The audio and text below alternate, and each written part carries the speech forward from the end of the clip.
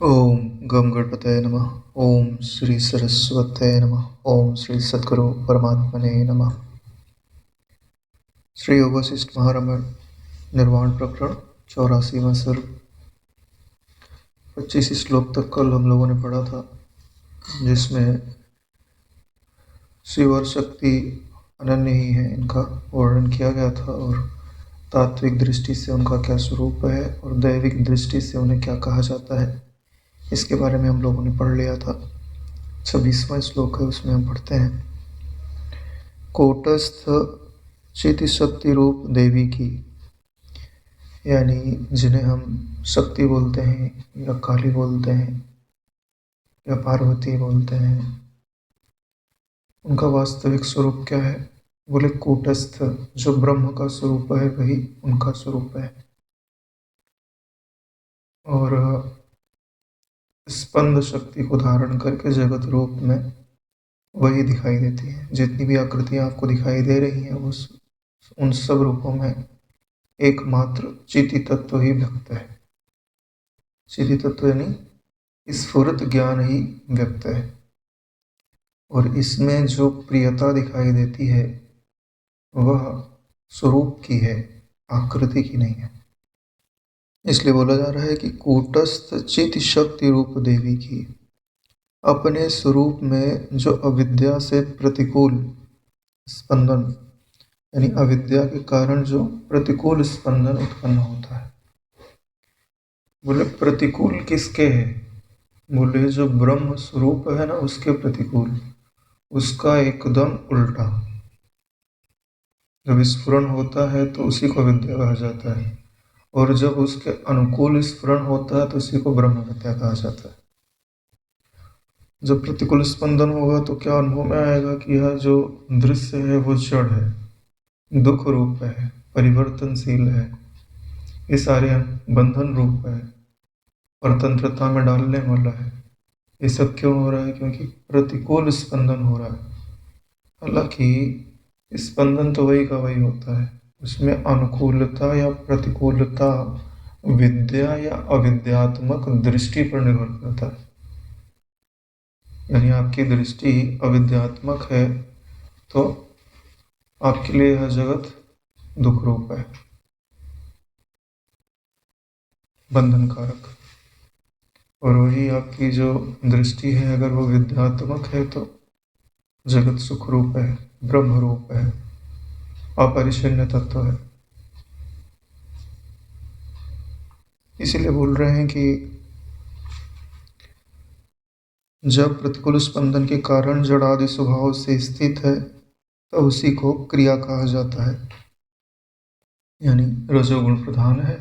और ये सारा जगत में हमको लगता है कि ये क्रिया हो रही है और ये क्रिया का कारण वासना है, और ये क्रिया का परिणाम सुख या दुख प्राप्त होता है।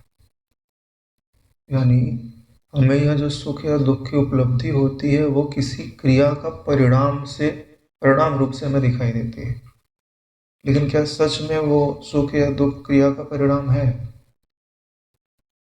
क्रिया का परिणाम नहीं है, क्योंकि सुख जो होता है वो क्यों होता है? क्योंकि इच्छा जब समाप्त होती है तब आपको सुख की अनुभूति होती है। ध्यान से देखेंगे तो हमें सुख कब अनुभव में आता है? जब चित्त में अत्यंत शांति होती है। अगर चित्त में शांति नहीं है तो कितना भी सुखदायक परिस्थितियां हो, आपको सुख नहीं लग सकता।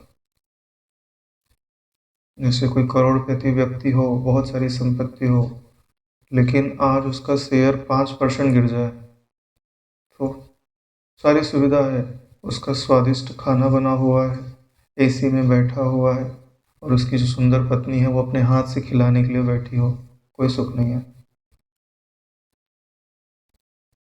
क्यों? क्योंकि सुखात्मक वृत्ति नहीं बन रही है। तो सुखात्मक वृत्ति बनने का मतलब क्या होता है? कि जिस मान्यता में हमने अपने सुख की इच्छा रखी होती है वो जब पूर्ण होती है तो वृत्ति शांत होती है। तो शांत वृत्ति में ही अपने स्वरूप का जो प्रतिबिंबन है, जो सुख अनुसायी वृत्ति है, उसी का नाम सुख कहा जाता है। इसमें सुख में जो खा है वो हृदयाकाश के लिए आता है, और जो सु है वो सुंदर वृत्ति के लिए आता है। इसके लिए जो सुख है वो अपने स्वरूप का प्रतिबिंबन है, और जो दुख है तब अंतःकरण की ऐसी स्थिति है कि उसमें स्वरूप का प्रतिबिंबन नहीं हो पा रहा है, तो हमें दुख का अनुभव होता है।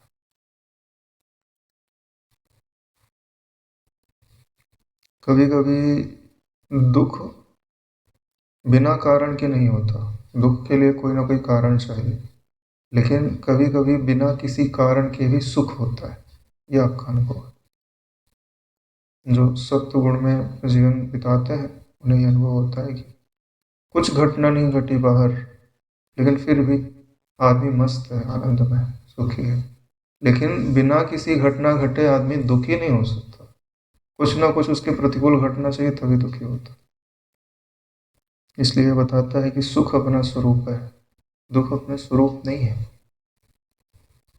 और विद्या से जब उसकी वास्तविक विशुद्ध अनुकूल चैतन्य रूप स्थिति हो जाती है, जो स्फुरन हुआ है, जब हमने विद्या के द्वारा अविद्या को निवृत्त कर दिया, तो क्या दिखाई देता है कि जिसे हम जगत देख रहे थे, जिसे हम व्यक्ति देख रहे थे, अनुकूल या प्रतिकूल परिस्थिति देख रहे थे, वो वास्तव में क्या था? बोले विशुद्ध चैतन्य रूप स्थिति है, और वो सदैव मेरे अनुकूल है। अनुकूल क्यों है? क्योंकि मेरी कोई इच्छा ही नहीं है, जो कुछ भी रहेगा वो मेरे अनुकूल ही होगा। क्यों? क्योंकि पूरा जगत ही मुझ में ही तो कल्पित है, मैं ही तो हूँ। तो मैं अपने आप के सदैव अनुकूल हूँ कि प्रतिकूल हूँ? अनुकूल ही हूँगा, कोई अपने आप के प्रतिकूल तो हो ही नहीं सकता। जब ऐसी स्थिति होती है तब उसे ही शिव कहा जाता है। यानी विद्या संयुक्त जो चिति है उसको ही शिव कहा जाता है, और अविद्या संयुक्त जो चिति है उसी को ही माया कहा जाता है। भद्र चिति शक्ति की स्वरूप भूत, यानी चिति का जो वास्तविक स्वरूप है, विशाल आकृति वाली इस क्रिया रूपा देवी के जिसने कल्पित रूप धारण कर लिया है, यानी जो रूप उनको प्रलय काल में दिखाई दे रहा था, बोले उन्होंने अपना कल्पित रूप धारण किया हुआ है। वास्तव में उनका वास्तविक रूप क्या है? बोले चित्त की स्वरूप भूत, और विशाल आकृति को उन्होंने धारण किया हुआ है। ये कहे जाने वाले सारे पदार्थ उनके ही अभिन्न अवयव ही हैं। तो यहाँ पे जितनी भी चीज़ें आपको दिखाई दे रही हैं वो सब उसी चिति रूपी जो देवी हैं उनके ही स्वरूप भूत हैं, अभिन्न अवयव।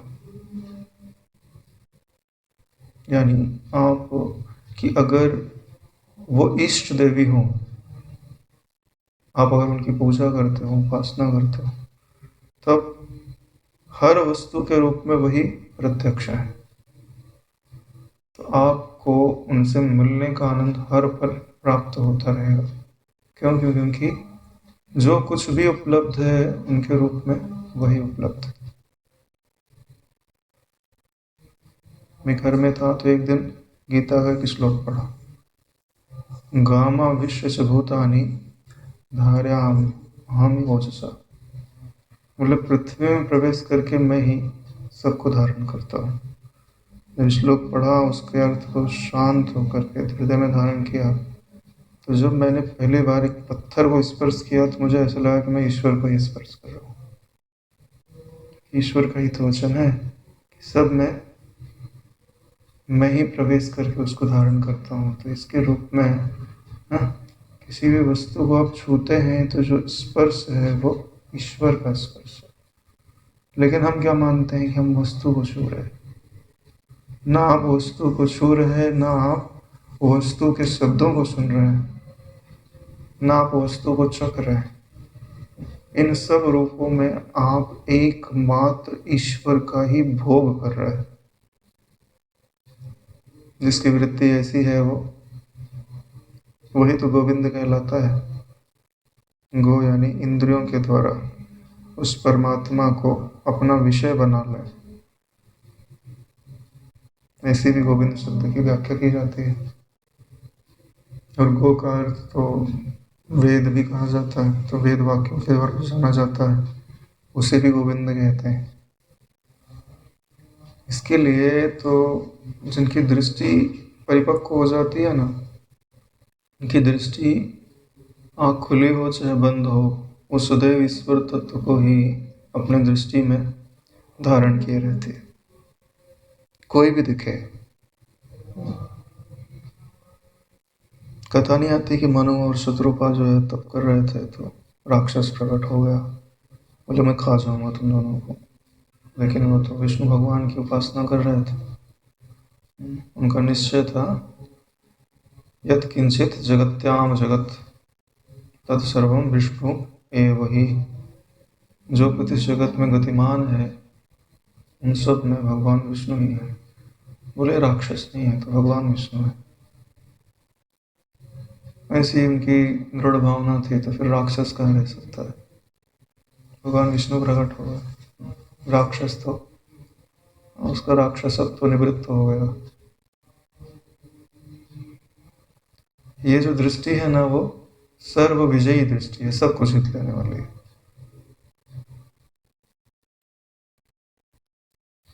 वही बात यहाँ समझाई जा रही है कि जगत के जितने भी अवयव हैं वो सब उसी चित शक्ति से अभिन्न अवयव वाले हैं। विचार करके देखो, ज्ञान से पृथक किसकी सत्ता है? अगर सत तत्व ना होता तो कोई वस्तु है ऐसा अनुभव हो सकता था क्या? तो फिर है ना, हम हाथी घोड़े क्यों देखे, हम शक्कर को क्यों ना देखें? शक्कर से ही बने हैं ना सब, तो हाथी घोड़े भी शक्कर से अभिन्न नहीं तो हुए। केयूर कटक आदि वो सब सुवर्ण से अभिन्न नहीं तो हुए। ये बातें उसको समझ में आती हैं जिसके चित्त में पहले से वैराग्य प्रबल है, जिसने आकृति से तदात्म्य छोड़ने का दृढ़ निश्चय किया हुआ है और उसी अभ्यास में लगा हुआ है। जब तक आकृति से तदात्म्य है ना, ये वचन आपके गले के नीचे नहीं जाएगा, क्योंकि आकृति में उलझे हुए हो ना, क्योंकि आपकी दृष्टि स्थूल है ना रहना, आप कारण को नहीं देख सकते, आप कार्य में ही उलझे रहोगे। इसके लिए योग वासिष्ठ का भी क्रम से अभ्यास करना पड़ता है, या ब्रह्म विद्या का भी क्रम से अभ्यास करना चाहिए, तब समझाने वाले को भी कोई परेशानी नहीं और समझने वाले को भी कोई परेशानी नहीं। लोग सोचते हैं कि एक ही दिन में पूरी ब्रह्म विद्या घोट के पी जाए, तो ऐसा नहीं होता है। उसके लिए उतना ऊंचा पात्र होना चाहिए। पात्रता कमाना एक दिन की बात नहीं होती। वैसे भी बिगाड़ने में ज़्यादा समय लगता है, बिगाड़ने में कम समय लगता है, बनाने में ज़्यादा समय लगता है ना। तो आपने जिसे करोड़ों वर्षों से बिगाड़ा है, उसे बनाने में कितना समय लगना चाहिए?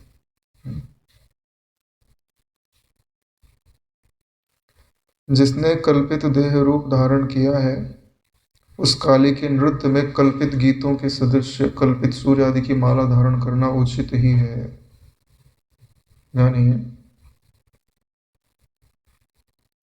जैसे गीत आदि गाए जाते हैं ना, तो वो कल्पना की अधिकता होती है उनमें, ठीक वैसे ही ये जो काली का नृत्य है, और नृत्य में जो उनके भाव भंगिमा आदि हैं, और जो उन्होंने हार आदि पहना हुआ है सूर्य आदि का, वो सब कल्पित गीत की तरह ही है, सत्य नहीं है। ये सब उसके अनन्य अवयव हैं, यानी कि जो भी दिखाई दे रहा है उसकी जो आकृति है वो कल्पित है, और उनका जो होनापना है वो उनसे अभिन्न है। समझ रहे हैं ना बात को? यानी यहाँ देखो, ईश्वर अंश जीव अविनाशी, ठीक, तो यहाँ कोई मरता है क्या? कोई नहीं मरता, सब सत्य, लेकिन सबके आकार नित्य प्रतिबदल रहे हैं। तो ये समझना है आपको कि जो इनका सार है, जीव जिसको आप बोलते हो, वो सत है, ठीक है। और जो इनकी आकृति है जो बदल रही है, वो कभी सत्य नहीं हो सकती।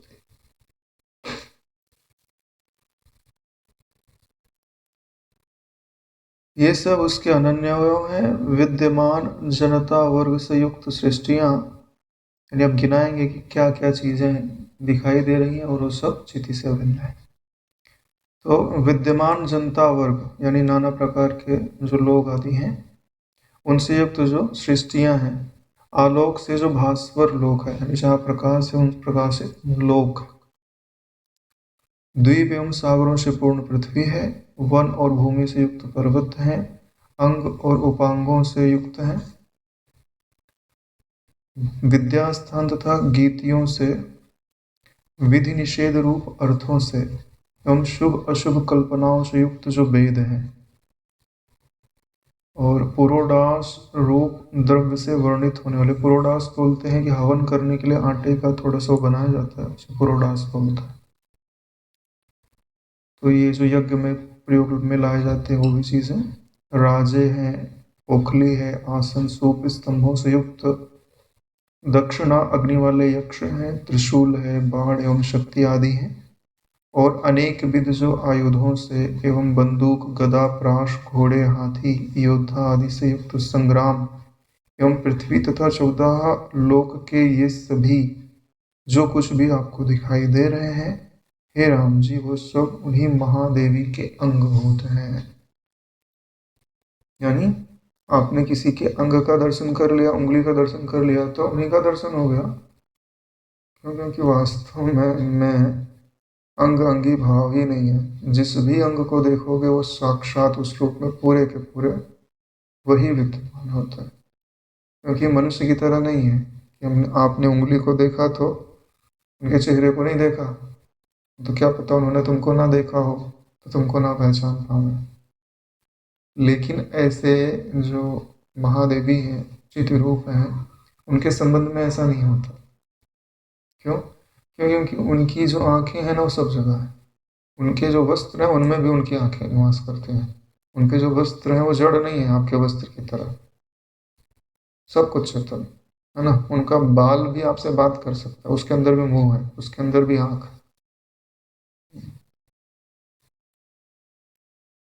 इसके लिए इनका एक नाम आता है मातंगी, यानी उनका जो हर अंग है वो एक पूर्ण माँ के समान है।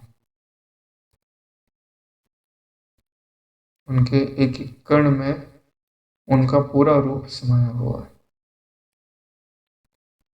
उनके अंगों को उनसे अलग नहीं किया जा सकता, क्योंकि वो पूर्ण है। उनसे अगर आप उनका हाथ निकाल लो उनमें से, तो उनका पूरा हाथ उनका पूरा रूप बन जाएगा, क्योंकि वो पूर्ण है। उन पूर्ण में से जो भी निकाला जाएगा वो पूर्ण हो जाएगा।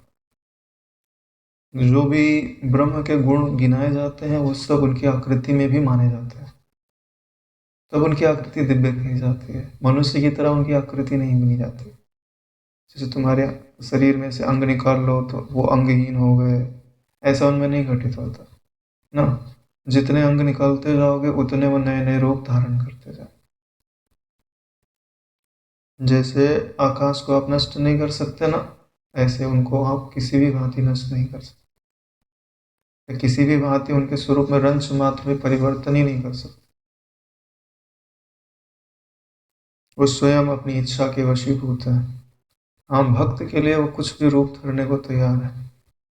नहीं तो नारायण, है ना, भृकुटि विलास सृष्टि लय हो, ऋषि नजर देख लें तो प्रलय हो जाए, इतनी सामर्थ्य को धारण किया है।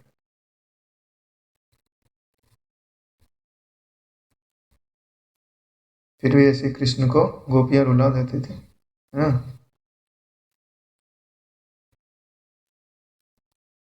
कृष्ण और काली दोनों एक ही तत्व है। दोनों का ही बीच मंत्र प्रेम कहा जाता है। यानी कभी आप काली की उपासना करते हैं तो कृष्ण भगवान दर्शन दे सकते हैं, और कृष्ण की उपासना करते हैं तो काली माता दर्शन दे सकती है।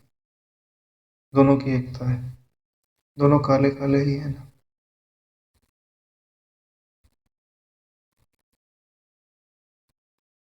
और दोनों में प्रेम की अत्यंत प्रधानता है। जिसको प्रेम चाहिए ना, तुमको इन दोनों की उपासना करनी चाहिए। श्री राम जी ने कहा, भगवान, रुद्र और काली के शरीर को धारण की हुई चींटी के अंग में प्रलय काल में भी अतीत, अनागत, अनागत यानी भविष्य जो आया नहीं अभी तक, आदि समस्त स्वर्ग कल्प प्रलय स्थित है। यानी बता रहे हैं कि जो चींटी का शरीर है, उसके जो अंग आदि है, उनमें सब कुछ स्थित है। भूतकाल भी, वर्तमान भी, भविष्य भी, और सारे स्वर्ग स्थित है उनके अंदर। यह जो आपने वर्णन किया है, उसमें मैं आपसे एक प्रश्न करता हूँ। हाँ, प्रश्नों की खान है राम जी, है ना। जैसे सूर्य के अंदर प्रकाश होता है, ऐसे राम जी के अंदर प्रश्न होता है। उनके प्रश्न कभी पूरे नहीं होते। ये तो उन्होंने कृपा कर दी ना।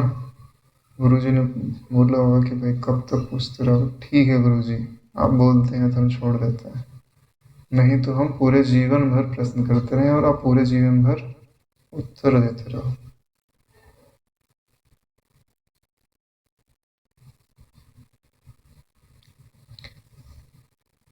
वह यह है कि जो सृष्टि आदि स्थित हैं, वे क्या सत स्वभाव अर्थ क्रिया समर्थ आत्मा में स्थित हैं, यानी सत हैं, या मृग तृष्णा जल के सदृश असत्य हैं, सत स्वभाव से रहित हैं, ये कही। यानी ये जो सारी सृष्टियां जिनको आप उन चींटी के अंगभूत कह रहे हैं, तो इसका मतलब है कि चींटी तो सत है। जब आपने उनकी सृष्टि को उनका अंगभूत कह दिया, तब तो जितनी भी अर्थ क्रिया आदि दिखाई दे रही हैं, ये सब सत होनी चाहिए। या तो आप बोलो ये सब सत है, और या तो फिर बोलो कि मृग तृष्णा जल के समान ये सब असत है। इसका उत्तर दीजिए, क्योंकि इतनी देर से आप मुझे कुछ का कुछ समझा रहे हैं, कुछ का कुछ नहीं समझा रहे हैं भाई। जब किसी को उठाना होता है तब उसके लिए सोपान बनाया जाता है। तो ये जो व्यष्टि से किसी को ब्रह्म तत्व में प्रतिष्ठित करना होता है, तो बीच में एक समष्टि का सोपान बनाया जाता है, और जब तक वो समष्टि तक नहीं पहुंचता, तब तक समष्टि को सत्य समझाया जाता है, तब तो आगे जाएगा। अरे भाई, जैसे मांडू का कारिका में नहीं आता है कि पहला पाद क्या है कि मैं विश्व विराट हूँ। तुमने सबको समेट के मैं बोला ना, तब तो आगे कदम रखोगे कि मैं तेज हिरण्यगर्भ हूँ, तब जाके फिर मैं प्राज्ञ ईश्वर होगा, कि इकट्ठे ही प्राज्ञ ईश्वर हो जाएगा।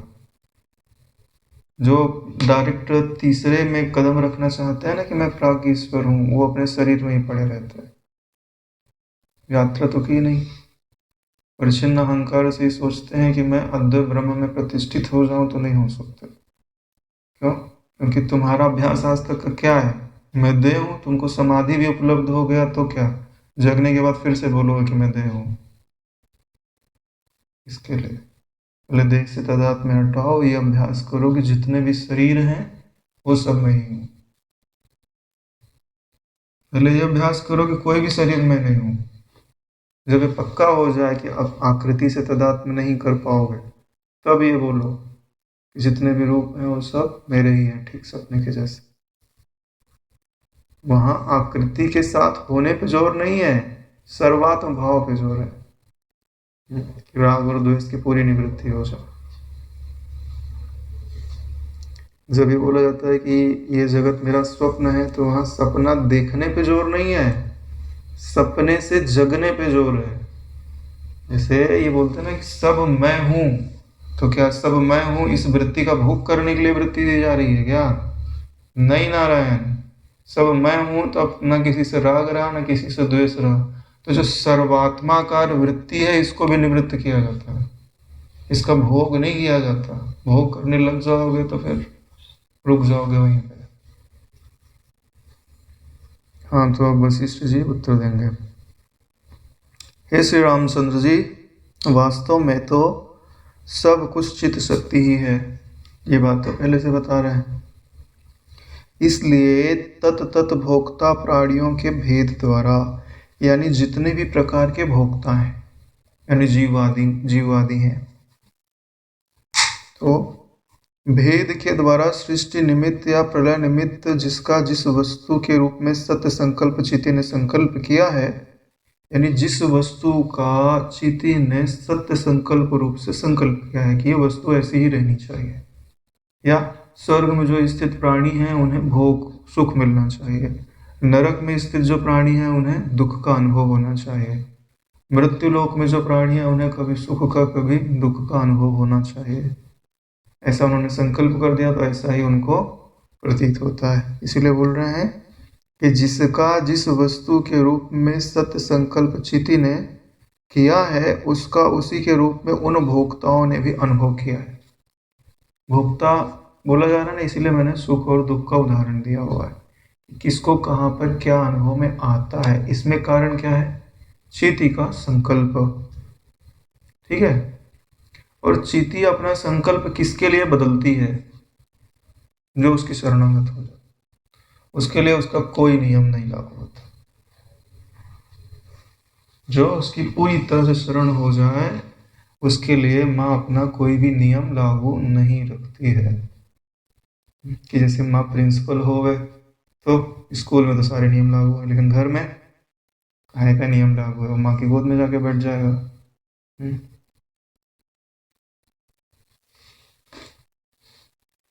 तो वही चीज़ें हैं कि जब तक आप अपनी सर्वात्म दृष्टि के द्वारा उनको सदैव देखते नहीं हैं, उनको सदा देखना और ये भाव रखना कि मैं आपकी ही शरण हूँ, आप मेरी नज़रों से ओझल मत होना।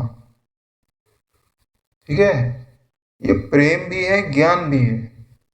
देखो, अकेला ज्ञान भी नहीं चल सकता है, अकेला प्रेम भी नहीं चल सकता है, क्योंकि अपन लोग तो ऐसे ही है कि दोनों चीज़ एक साथ लेके चलो तो जल्दी सिद्धि हो जाती है। क्यों? क्योंकि तुमने उपासना तो की नहीं हुई है पहले से, तो ईश्वर की शक्ति का भी संबल मिलता रहे और ईश्वर बोले कि आलसी तो नहीं है कहीं, तो अपना भी पुरुषार्थ होता रहे। मई आसत योगम युंजन मदाश्रया, तो भगवान का जो श्लोक है उसको पूरी तरह चरितार्थ करते हुए मैं एक समय में पूर्ण भक्त भी हूँ और एक समय में पूर्ण विचारक भी हूँ।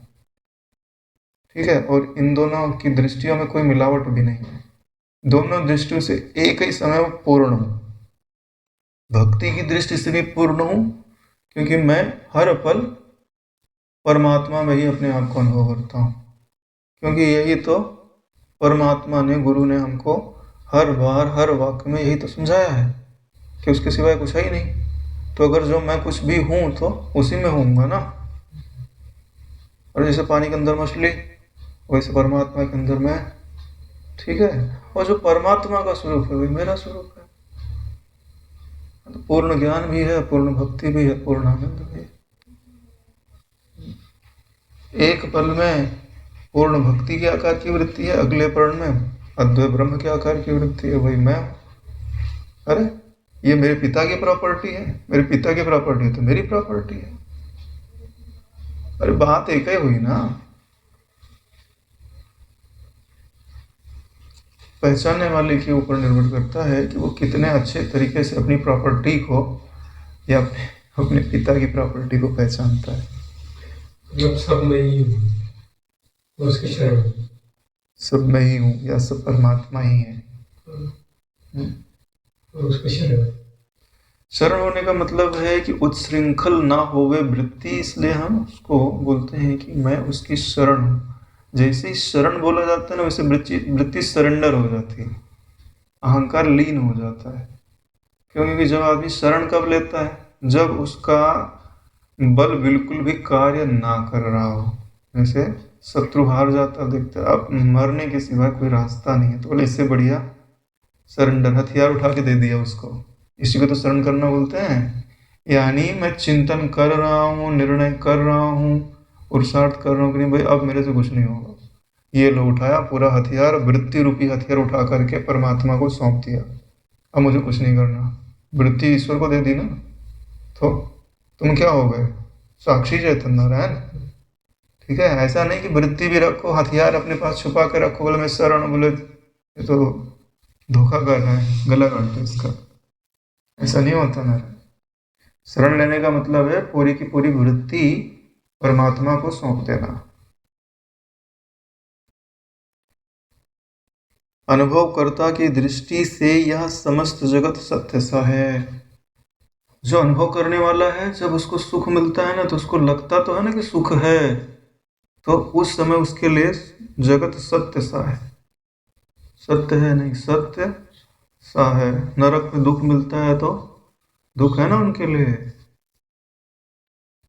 अन्य की दृष्टि से अत्यंत प्रसिद्ध होने के कारण सत्य सा भी है। उसकी दृष्टि में सत्य है, दूसरे की दृष्टि में तुम सपना देख रहे हो, तुम्हारे लिए सपना सत्य है। सपना उस समय तुम्हें हंसा रहा है, रुला रहा है, और बाजू में जो व्यक्ति बैठा है उसके लिए कुछ नहीं है। इसलिए जो प्रश्न पूछा है कि सत्य सा है कि असत सा है, बोले सबके लिए एक जैसा उत्तर नहीं है नारायण। जिसको जो अनुभव में आ रहा है उसके लिए वो सत्य सा है। जो अविद्या से ग्रस्त है, उसको सुख दुख का अनुभव हो रहा है, तो उसके लिए सुख दुख सत्य सा है। और जिन्होंने बाधित कर दिया उन्हें आनंद सत्य सा है, स्वरूपानुभूति सत्य सी है। भद्र बाह्य मुख आदि बिंब को लेकर जैसे दर्पण में प्रतिबिंब पड़ता है, नहीं दर्पण के आगे खड़े हो जाओ तो बिंब का प्रतिबिंब पड़ेगा दर्पण के अंदर, ठीक वैसे ही पूर्व अनुभव जनित वासना को लेकर उस तरह प्रतिबिंबित हुआ साक्षी चेतन उसी में विद्यमान है। तो आज हमारा मनुष्य शरीर है। क्यों शरीर है ऐसा? क्योंकि हमारी मनुष्यों वाली वासना है। ये वास्तव में जो तुम्हारी आकृति दिखाई दे रही है ना, ये तुम्हारी आकृति नहीं है, वासना की आकृति है नारायण। अगर तुम्हारी वासनाएं देवता की होती तो तुम देव शरीर में होते, तुम्हारी वासनाएं राक्षस की होती ना तो तुम राक्षस के शरीर में होते। इसके लिए ये जो प्रतिबिंब दिखाई दे रहा है ना, ये इसका बिंब क्या है? वासना, पूर्व अनुभव जनित वासनाएं। और इन रूप में विद्यमान कौन है? साक्षी चेतन, उसी में विद्यमान है। यानी कि जो दिख रहा है वही देख रहा है, जो देख रहा है वही दिख रहा है। लेकिन ये जो दर्पण है ना नारायण, वो वास्तविक प्रतिबिंब दिखा नहीं पा रहा है। क्यों? बीच में जो है फिल्टर लग गया ना, किसका? वासना का।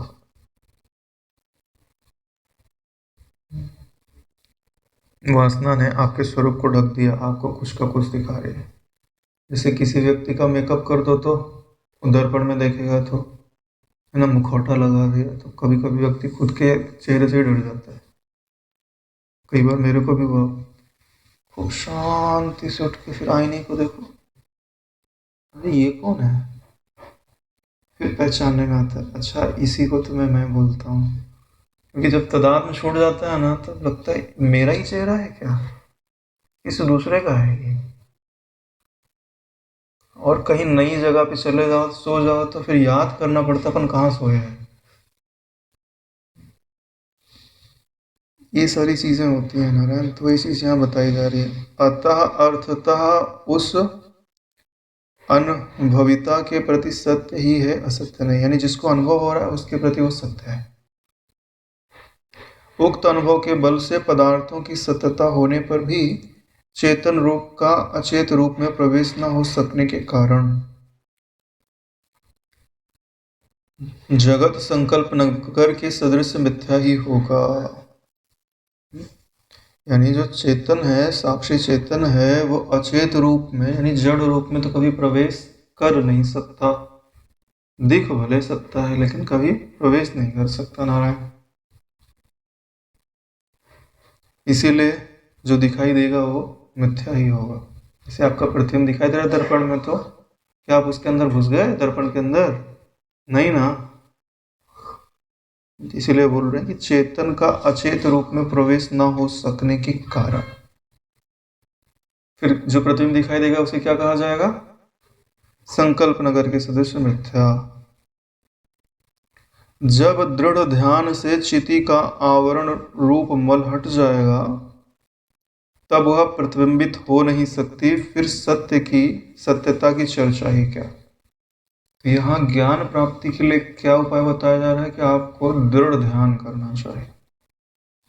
किसका? अपने स्वरूप का। दृढ़ ध्यान का मतलब होता है कि तद अनुरूप दृढ़ वृत्ति को बनाओ कि उसमें सिर्फ स्वरूप ही रहे और कुछ रहे नहीं। तो चिति शक्ति में या चिति वृत्ति में जो मल है ना विद्या का आवरण रूपी, वो हट जाएगा। जब हट जाएगा तो वासना नहीं रही ना, यानी जो आपके चेहरे को बदल के दिखाता था वो चीज़ हट गया। अब भले ही दर्पण लगा दो, उसमें कुछ दिखेगा? कुछ नहीं दिखेगा, क्योंकि तुम निराकार हो। निराकार का प्रतिबिंब बनता है क्या? नहीं बनता। इसीलिए बोल रहे हैं क्या होगा कि तब वह प्रतिबिंबित ही नहीं हो सकती। जब वह प्रतिबिंबित ही नहीं हो सकती तब सत्य है कि असत्य है क्या कहा जाए। भद्र दर्पण में प्रतिबिंबात्मक या स्वप्न में दृश्यमान या संकल्प में कल्पित जो सृष्टि है, यानी 3 उदाहरण दिए गए हैं। जैसे प्रतिबिंब में, दर्पण में प्रतिबिंब है, या जैसे स्वप्न है, या जैसे अपने संकल्प में कल्पित यानी मनोराज्य नगर आदि है। वह भी तो अज्ञानियों की दृष्टि से सिद्ध प्रतीय आत्मक सत्य हो सकती है। अगर वो सत्य लग रही है तो किसकी दृष्टि है? अज्ञानी की। जगत किसको सत्य लगता है? जो विचार नहीं करता। वास्तव में जगत आपको नित्य प्रति ठग रहा है। जो वस्तु जहां नहीं है उसको वहां दिखा रहा है। बड़े आश्चर्य की बात है कि हम बेवकूफ होकर के उसके पीछे पीछे चल रहे हैं, क्योंकि वह अपने अनुरूप अर्थ क्रियाकारी भी है। फिर उसे सत्य ही मानना चाहिए, यह मेरा मत है। बस इसी कह रहे हैं, उसे सत्य मानना चाहिए, लेकिन सबके लिए सत्य नहीं मानना चाहिए। जिसको वो अर्थ क्रियाकारी हो रहा है उसके लिए सत्य मानना चाहिए। क्यों? क्योंकि भाई जिसके अनुभव में जो आ रहा है उसको बोलोगे कि असत्य है तो मानेगा ही नहीं। हाँ तो बोले भाई तू सत्य मान ले इसको, ठीक है, लेकिन विचार करके देख तो सही कि क्या ये सदा रह भी रहा है कि खाली तेरे अनुभव में ही है। अल्पकाल सत्य है कि शाश्वत सत्य है। यहाँ पे एक शब्द आता है अर्थ क्रियाकारी। अर्थ क्रियाकारी का मतलब समझते हैं कि जैसे सपने के अंदर प्यास लगी तो बाहर का पानी दे दे तो प्यास मिट जाएगी? नहीं मिटेगी। तो सपने का ही पानी मिलेगा तो अपन पिएंगे तो अपनी प्यास मिट जाएगी। यानी उस समय हमको क्या लग रहा है कि पानी तो सत्य है। क्यों? क्योंकि हमको प्यास सत्य लग रही है ना, इसलिए पानी भी सत्य लगेगा। झूठे होंगे तो दोनों झूठे होंगे, एक सच्चा एक झूठा नहीं होगा। इसीलिए बोल रहे हैं कि जब जिसको जहाँ जो अनुभव में आता है उसमें उसको सत्य सही लगता है। हे राघव, यदि आप कहें कि दर्पण के भीतर विद्यमान घट आदि मेरे लिए बाहर जल आहरण आदि करने में समर्थ नहीं है, अतः सत्य नहीं है, तो इस पर मैं यह कहता हूँ, सुनिए। यानी जैसे दर्पण के अंदर जल का प्रतिबिंब दिखाई दे रहा हो तो उसको जल बाहर निकाल के पी थोड़ी ना सकता है, दर्पण में ही दिखेगा ना। जैसे टीवी में दिख रहा हो, कितना भी बड़ी भूख लगी हो तो ना व्यंजन की फोटो निकाल लो भाई, अब निकाल निकाल के खा लेंगे, तो ऐसा थोड़ी होता है। इसलिए बोल रहे हैं कि अगर ऐसा तुम बोलते हो तो बोले सत्य नहीं है। आप कैसे बोलते हो कि सत्य है? तो आपके लिए सत्य क्यों नहीं है? क्योंकि आपने अलग अलग आयाम में देखा हुआ है। एक मिथ्या आयाम है और एक उसके अपेक्षा आप सत्य अनुभव कर रहे हो। ठीक ही है, वह दर्पण में रहने वाली चीज बाहर आकर जैसे अर्थ क्रिया संपादन नहीं करेगी, दूसरे स्थान में स्थित वस्तु दूसरे स्थान में कुछ अर्थ संपादन नहीं करते। जैसे यहाँ अपने को गर्मी लग रही है तो यहाँ का पंखा चलाओगे तो ठंडी देगी, और वही पंखा तुम्हारे घर में हो 100 किलोमीटर दूर तो कुछ अर्थ क्रिया संपादन करेगा? नहीं करेगा। इसलिए क्या उसे असत्य समझना चाहिए? अगर तुम इसको सत्य समझते हो तो उसको भी सत्य ही समझना पड़ेगा, भले वो हवा दे रहा है चाहे नहीं दे रहा है। इसके लिए अर्थ क्रियाकारी होना यह बात का प्रमाण नहीं है कि वस्तु सत्य है कि नहीं सत्य है। आपके जो घट आदि पदार्थ दूसरे प्रदेश में रखे हैं, क्या वह आपके घर में आकर कुछ अर्थ क्रिया करने में समर्थ हैं? ऐसे सब पदार्थ की इस समय जैसे देशांतर में अर्थ क्रियाकारिता प्रसिद्ध है, यानी उस समय वहां पर वो अर्थ क्रियाकारी हैं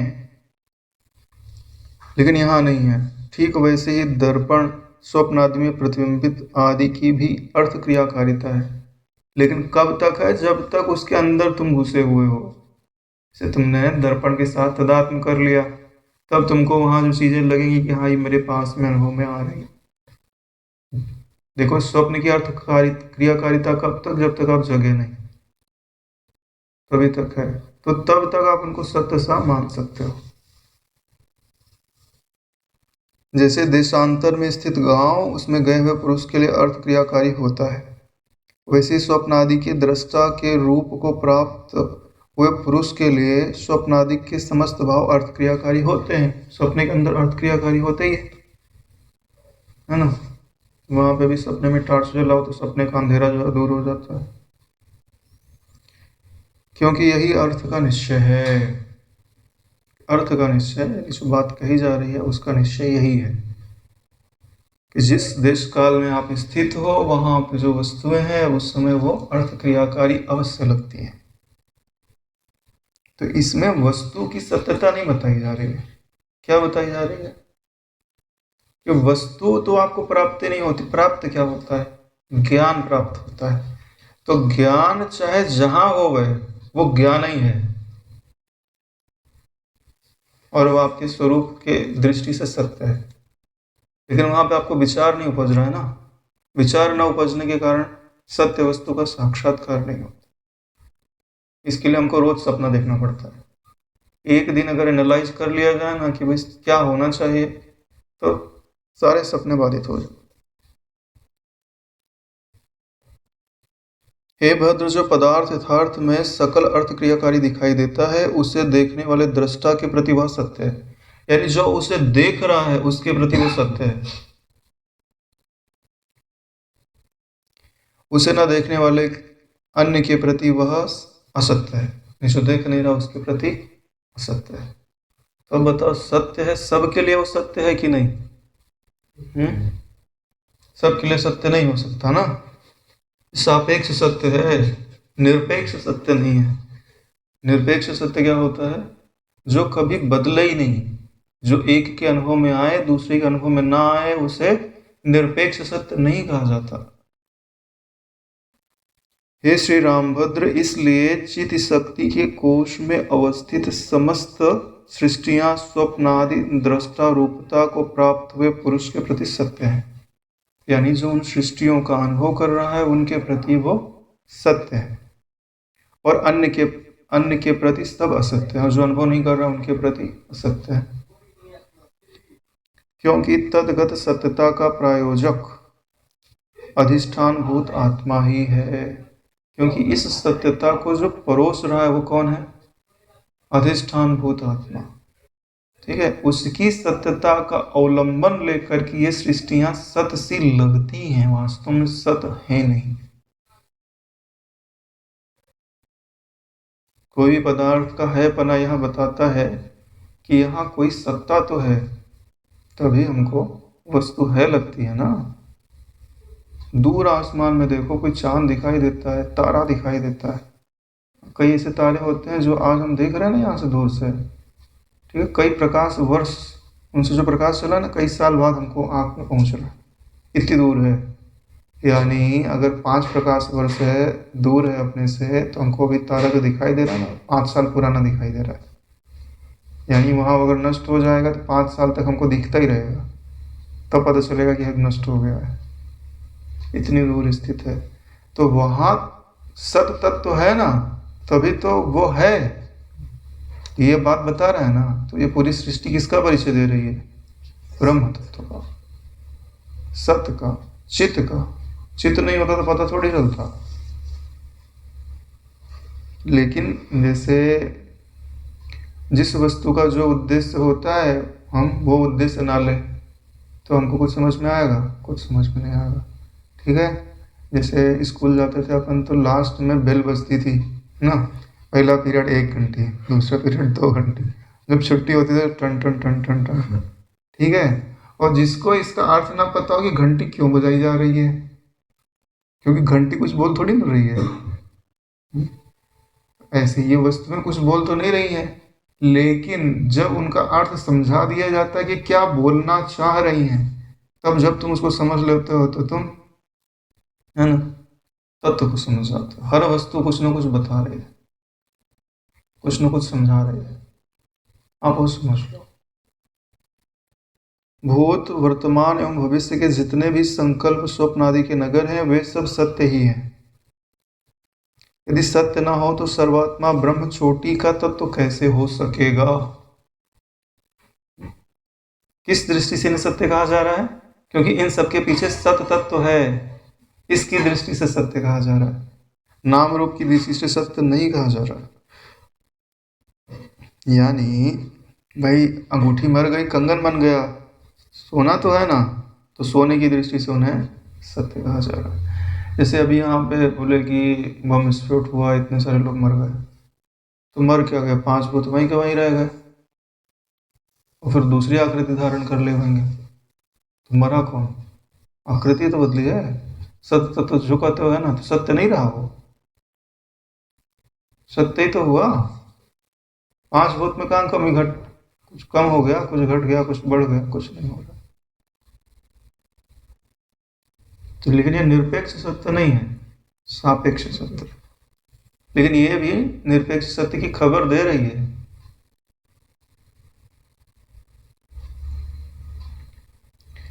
कहीं भी अत्यंत असत वस्तु का तात्विक रूप आत्मा प्रसिद्ध नहीं है। अगर एकदम ही असत होती तब तो कुछ दिखाई नहीं देता, कुछ अनुभव भी नहीं आता।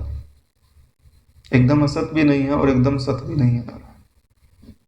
इसीलिए क्या बोलते हैं? बोले मिथ्या है, दिख तो रही मगर है नहीं। मिथ्या क्या परिभाषा होती है? स्व अभाव अधिकरणे भासमानत्वम मिथ्यात्वम। जो अपने अभाव के अधिकरण में दिखाई देता है उसको मिथ्या बोलते हैं। जो दिखाई नहीं देता उसको मिथ्या नहीं बोलते हैं। तो गुरुजी ने सत्संग में बताया ना, सत माने जो सदा होवे, असत माने जो कभी ना होवे। मिथ्या किसको बोलते हैं? जो दिख तो रहा हो लेकिन सत्य ना हो। जैसे अन्य स्थान में विद्यमान पर्वत, गांव आदि पदार्थ वहां गमन करने से प्राप्त हो जाते हैं। अगर वहां जाओगे तो अभी तो तुम्हारे लिए कल्पना मात्र, वहां जाओगे तो लगेगा भाई हाय। वैसे ही स्वप्न दृष्टा पुरुष से भिन्न दूसरा योग सिद्ध पुरुष भी पर काया प्रवेश सिद्धि द्वारा उसके हृदय में जाकर उसका मन रूप होकर उसके स्वप्न पदार्थों को प्राप्त हो जाता है। यानी जैसे अगर आपको देखना है कि भाई ये सृष्टि सत्य है कि नहीं सत्य है, तो क्या करो? बन जाओ योगी, घुस जाओ उसके हृदय में और उसके मन रूपी दृष्टि का अवलंबन ले लो। तो जो उसको दिखाई दे रहा है तुमको दिखाई देने लगेगा, तो तुम्हारे लिए वो सत्य हो जाएगा। वो सुखी होगा तुम सुखी हो जाओगे, वो दुखी होगा तुम दुखी हो जाओगे। इसके लिए जिसकी दृष्टि में जो दिखाई दे रहा है उसको वही वो सत्य लगता है। यदि पलंग धीरे से अन्य स्थान में हटा दिया जाए तो उस पर गाढ़ निद्रा में सोया हुआ पुरुष शयन स्थान से अन्यत्र ले जाया गया, परंतु उसका स्वप्न नगर तो लुढ़का ही नहीं। उसकी नींद तो टूटी नहीं, तो उसको जो सपना देख रहा है उसमें कुछ स्थानांतरण होगा क्या? नहीं होगा ना नारायण। ठीक है, ऐसे ही जो भगवती नृत्य करती है ना, तो वास्तव में तो सदैव ही नृत्य कर रही है, अभी भी नृत्य ही कर रही है। लेकिन उनके नृत्य होने से ठीक है उनका सपना टूट नहीं रहा है। इसी कारण हमको क्या लग रहा है? ज्यों का त्यों है। वास्तव में ज्यों का त्यों नहीं है, वो तो नृत्य कर रही हैं। उनके भीतर स्थित जगत जो है वो भी स्थान बदल रहा है। भाई पहले सपना वहां दिखाई दे रहा था उसके मन में, फिर उठा के यहाँ रख दिए। अरे ध्यान से देखो, तुम धरती को जिसको स्थिर समझते हो, सूर्य के चारों तरफ चक्कर लगा रही है। स्थिर स्थिर कहाँ है? हर चीज बदल रही है, लेकिन हमको स्थिर सी लग रही है। यही बात समझा रहा है। उसका स्वप्न नगर तो लुढ़का ही नहीं। शरीर तो लुढ़का हुआ ही माना जा सकता है। हो सकता है कि उसका सिर इधर हो तो इधर हो जाए, लेकिन सपना इधर से उधर नहीं होता। सपना यानी तदात्म में इधर से उधर नहीं होता। हमने तदात्म कर रखा है ना इससे, इसलिए हमको लगता है कि ये यहीं पर स्थिर है, लेकिन स्थिर नहीं है। बस इसी प्रकार नृत्य कर रही काल रात्रि का शरीर चलित हुआ, परंतु शरीरगत जगत कभी चलित हुआ ही नहीं। उसका शरीर तो चल रहा है, लेकिन उसके भीतर जो जगत है वो तदात्म्य के कारण हमको लगता है कि चलित तो नहीं हो रहा है। जबकि शरीर चलेगा तो जगत भी चलेगा ही चलेगा ना।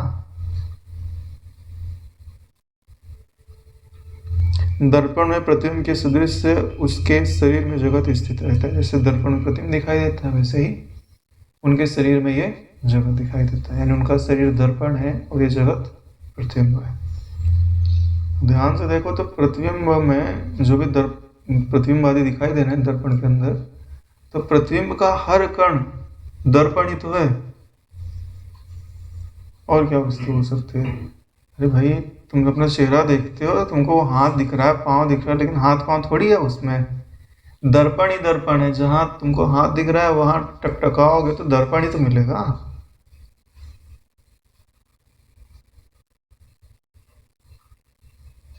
हे श्री रामभद्र, यो त्रैलोक्य का महान आरंभ सत्य होते हुए भी भ्रांति मात्र ही है। यानी जो त्रिलोकी है, अभी तक क्या बोल रहे हैं कि सत्य होते हुए भी, यानी अभी तक क्या बोले उसको, दृष्टा की दृष्टि से सब सत्य है। अब सच्चाई बता रहे हैं, सत्य है क्या? बोले केवल भ्रांति मात्र ही है, सत्य नहीं है। भ्रांति मात्र बोला जाता है तो सबके अनुभव के लिए बोला जाता है। जब सत्य बोला जाता है तो अगर ज्ञानी है तो उसके लिए भ्रांति मात्र है, अज्ञानी है तो उसके लिए सत्य है।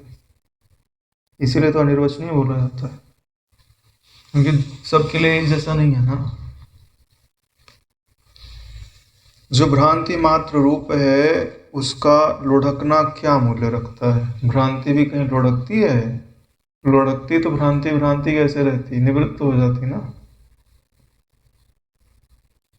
यह बताइए, कब स्वप्न नगर सत्य रहा, कब स्वप्न नगर असत्य रहा, कब स्वप्न नगर नष्ट हुआ और कब वह स्थित रहा?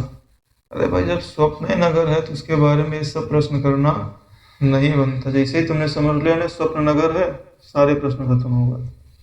क्योंकि यह बात तुम समझोगे कब? जब स्वप्न नगर नहीं होगा।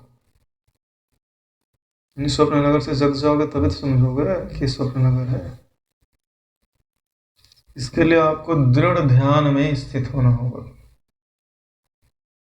आपको एक ऐसी जगह पर चढ़ जाना होगा, ऐसे ब्रह्म तत्व की चोटी पे, जहाँ जागृत भी ना होवे, सपना भी ना होवे, सुसुप्ति भी ना हो। ठीक है, ऐसी जगह पे जाना पड़ेगा नारायण, तब तो अनुभव में आएगा। नहीं जाओगे तो कोई सपने के अंदर बैठ के चिल्लाता रहे कि ये मेरा सपना है, तो बोले तो सपने के अंदर ही तो बोल रहा है, कैसे मान लिया जाए कि सपना है?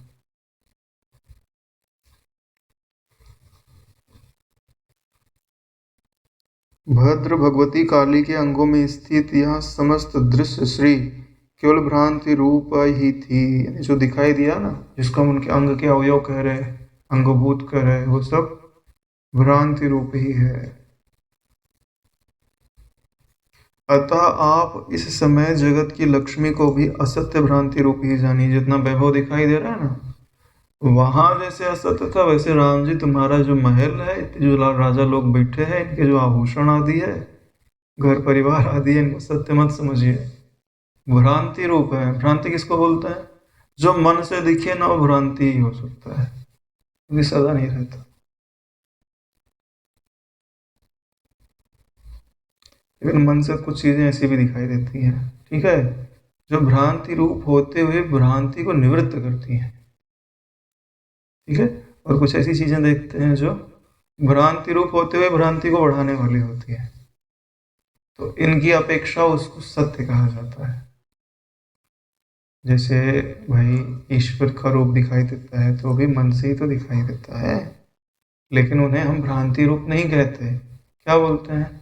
कि भ्रांति को निवृत्त कर रहे हैं ना, इसके लिए सत्य है।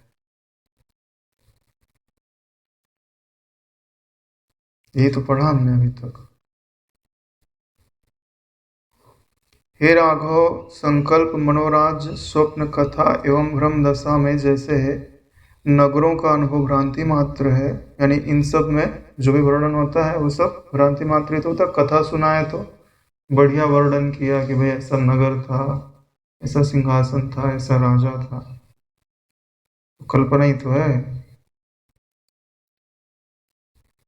वैसे ही इस त्रैलोक के अनुभव को भी आप भ्रांति मात्र या मनोमय ही समझे। यानी मन जो है ना, आपको कहानी सुना रहा है इस जगत की, लेकिन ये कहानी सुनाई नहीं जा रही है, दिखाई जा रही है।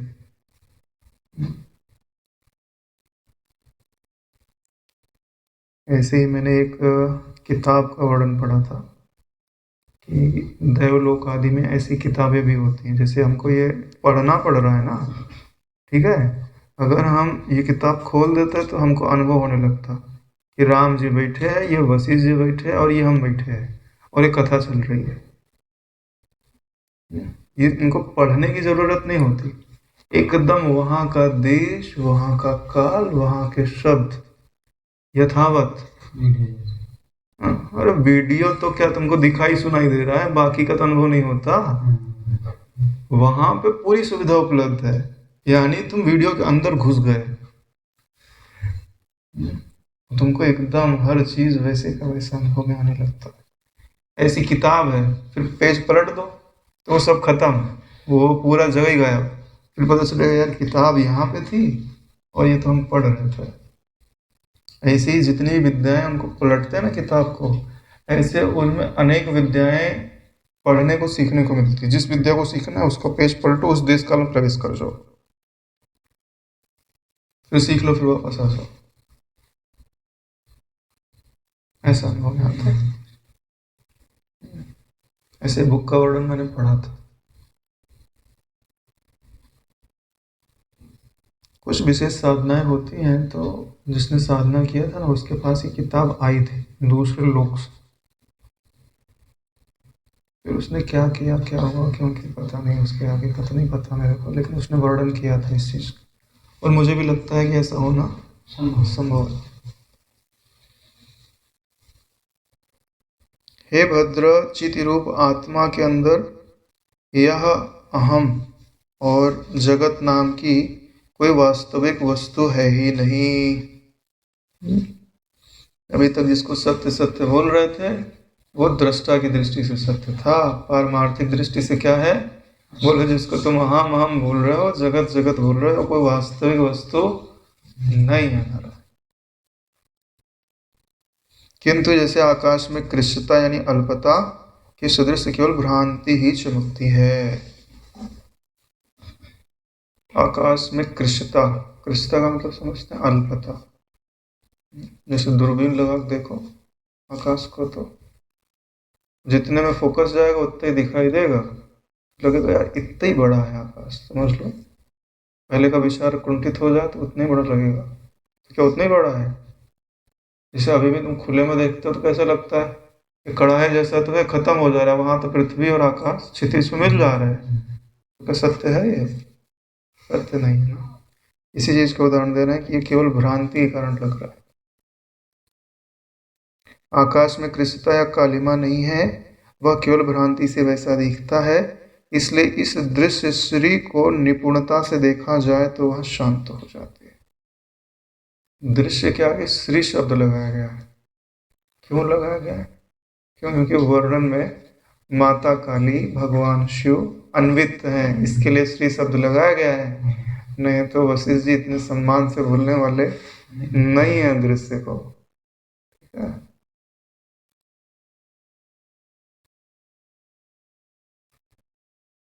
क्योंकि शिव जी से उन्हें बहुत सारा ज्ञान प्राप्त हुआ था वशिष्ठ जी को, तो सम्मान तो करेंगे ही करेंगे। वैसे भी जो ब्रह्म विद्या आज हमको सुनने पढ़ने को मिल रही है वो इन्हीं सब की परंपरा से तो प्राप्त है।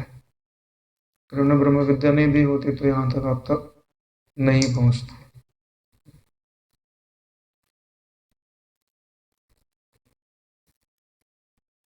क्योंकि दो ही तो परंपरा है, एक सूर्यवंशी है और एक चंद्रवंशी, और सूर्य और चंद्र दोनों को ही ज्ञान है ना भगवान विष्णु से प्राप्त है। तो उन्हीं परंपरा से हम सबको ब्रह्म विद्या प्राप्त है। कई बार लोग जो है ना ब्रह्म विद्या प्राप्त कर लेते हैं, बोले हम किसी को गिनते ही नहीं है ना। तो ऐसा नहीं बोलना चाहिए, क्योंकि वो आपके गुरु ठहरते हैं। हाँ, आकृति का निराश करने के लिए बोल दिया तो ठीक है, लेकिन वास्तव में क्या है भाई, परंपरा तो यही चल रही है ना आपकी। देखोगे तो मूल में तो वही दिखाई देंगे। तो उन सबको प्रणाम करना चाहिए। यहीं पर 84वां सर्ग समाप्त होता है, विश्राम लिया जाता है। ओम सहनावतु सहनौ भुनक्तु सह वीर्यं करवावहै तेजस्विनावधीतमस्तु मा विद्विषावहै। ओम शांति शांति शांति। श्री सद्गुरुदेव भगवान की जय।